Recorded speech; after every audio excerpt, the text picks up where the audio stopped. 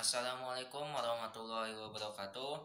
Perkenalkan, nama saya Hartono, NIM 18120078, kelas PBSB semester 4. Baiklah, di sini saya akan menjawab soal UTS dari Ibu.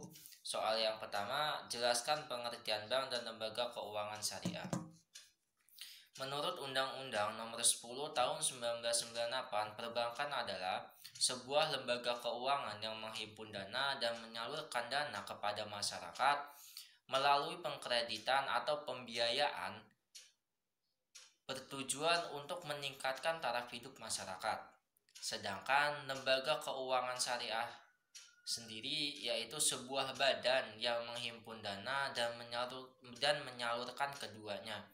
Menurut Kasmir, setiap perusahaan yang bergerak di bidang keuangan di mana perbankan hanya menghimpun dan menyalurkan dana atau kedua-keduanya menghimpun dan menyalurkan.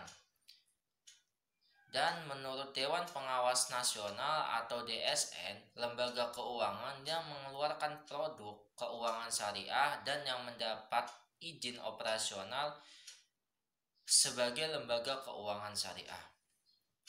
Selanjutnya, pertanyaan yang kedua, jelaskan peran Bank Sentral atau Bank Indonesia yang Anda ketahui terhadap pemerintah. Peran yang pertama, menjaga kestabilan moneter. Yang kedua, kelancaran dan kestabilan sistem pembayaran. Yang ketiga, kesehatan dan kestabilan sistem perbankan. Selanjutnya, pertanyaan yang ketiga, dampak dari virus COVID-19 bagi perbankan dan lembaga keuangan syariah lainnya yang ada di Indonesia. Paparkan data kondisi bank dan lembaga keuangan syariah di Indonesia saat ini yang sedang dilanda musibah COVID-19. Tahun 2020 ini menjadi tahun yang cukup sulit di Indonesia.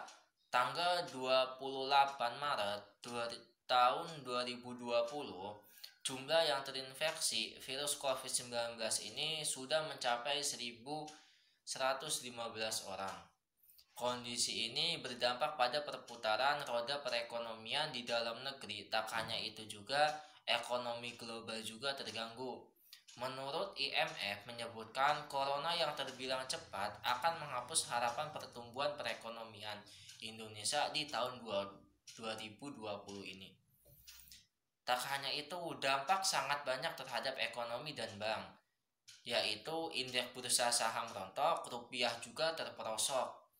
Kemudian, Otoritas Jasa Keuangan itu meminta Bursa Efek Indonesia atau PT Clearing Penjaminan Efek Indonesia untuk memangkas waktu operasional sebagai langkah adaptasi dari kebijakan Bank Indonesia. Lalu, virus COVID-19 ini menjatuhkan nilai tukar rupiah harga jual dolar Amerika Serikat di 5 bank menembus 17.000. Sedangkan kurs referensi Jakarta Interbank spot dollar rate menempatkan nilai rupiah itu di posisi 16,68 rupiah.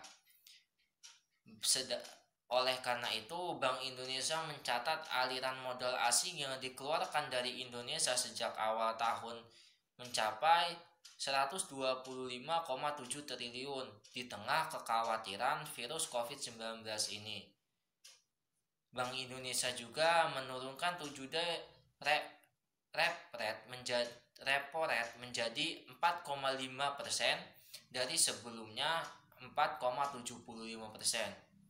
Mungkin saat ini pertumbuhan ekonomi atau pertumbuhan perbankan syariah atau lembaga keuangan syariah mungkin sekarang lagi mulai menurun atau lagi kondisinya lagi tidak baik karena adanya virus COVID-19 ini. Selanjutnya, pertanyaan yang keempat, jelaskan menurut Anda bagaimana seharusnya manajemen bank dan lembaga keuangan syariah bersifat dalam rangka membantu pemerintah menanggulangi masalah COVID-19. Bagaimana peran pengawas bank dan lembaga keuangan syariah dalam menanggapi permasalahan ini? Baiklah, di sini kita ngambil contohnya Bank BNI Syariah.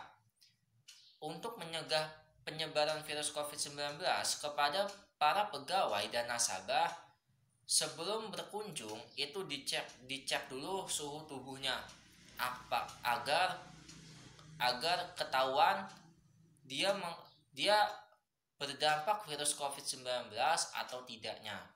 Lalu di dalam bank juga menyediakan hand sanitizer atau masker. Di dalam ruangan pula kita jangan lupa menyemprotkan disinfektan. Dengan cara ini masih ada dengan cara lain.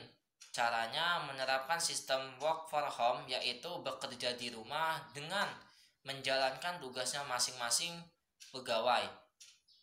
Jadi masih banyak cara lain untuk mencegah COVID-19 ini. Dan untuk para nasabah, jika ingin membuat pembukuan rekening baru itu bisa melalui transaksi digital. Dan untuk para pegawai juga waktu bekerja itu bisa berganti-gantian. Selanjutnya, peran pengawasan lembaga keuangan syariah yang pertama bisa melakukan penyesuaian operasional lembaga jasa keuangan untuk mengurangi interaksi antar orang. Yang kedua, meningkatkan kebersihan lingkungan kerja dan sarana pelayanan publik seperti loket bank, ATM, tempat ATM, dan lain-lainnya. Yang ketiga, tidak melakukan kumpul-kumpul seperti rapat, sosialisasi, atau event. Interaksi kiranya bisa dilakukan melalui sarana teknologi informasi saja. Mungkin cukup sekian dari saya. Wassalamualaikum warahmatullahi wabarakatuh.